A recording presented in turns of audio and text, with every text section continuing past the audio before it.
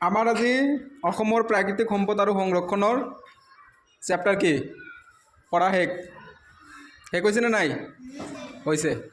আমি এই চেপ্টাৰৰ পৰা কেইটামান প্ৰশ্ন তোমালোকক এজন এজনকৈ সুধিম হা। ক'ব লাগিব।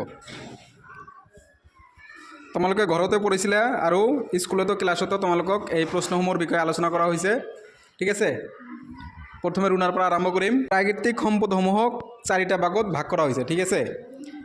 এই ভাগ 4টা কি প্ৰথমে ৰুণাই ক'ব, কোৱাচোন ভাগ 4টা কি কি আছিল? বনজ সম্পদ, খনিজ সম্পদ, জলজ সম্পদ আৰু কৃষি সম্পদ, ঠিক আছে। তাৰপিছত কাকো দিম, ফেৰেজাই ক'ব যে ভাৰতৰ ৰাষ্ট্ৰীয় চৰাইটোৰ নাম। ভাৰতৰ ৰাষ্ট্ৰীয় চৰাই কি? ময়ূৰ। হা, তাৰপিছত কোনে ক'ব? তুমি।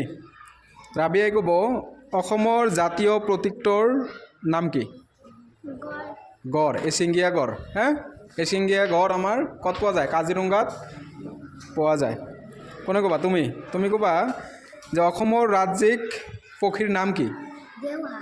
দেওহাঁহ হ'ল অসমৰ ৰাজ্যিক পক্ষী, ঠিক আছে।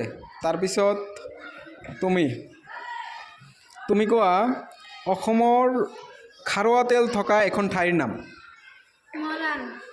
মৰাণত কি পোৱা যায়? খাৰুৱা তেল পোৱা যায়।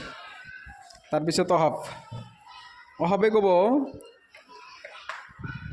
অসমৰ যিকোনো এখন ৰাষ্ট্ৰীয় উদ্যানৰ নাম কোৱা। ৰায়মনা হ'ল অসমৰ এখন ৰাষ্ট্ৰীয় উদ্যান, ঠিক আছে। এই আমাৰ অসমৰ প্ৰাকৃতিক সম্পদ আৰু সংৰক্ষণৰ চেপ্টাৰটো তোমালোকে নিশ্চয় গম পাইছা, সেইকাৰণে প্ৰশ্নকেইটাৰ উত্তৰ দিব পাৰিছা, ঠিক আছে। হা, ঘৰত পঢ়িলে চব কিছু পোৱা যায়। স্কুলত ছাৰে পঢ়াব, তোমালোকে ঘৰত দিনৰ পৰা দিনত পঢ়ি যাব লাগিব। হা, তেতিয়াহে কোনো ধৰণৰ প্ৰব্লেম নহ'ব। হা, ঠিক আছে।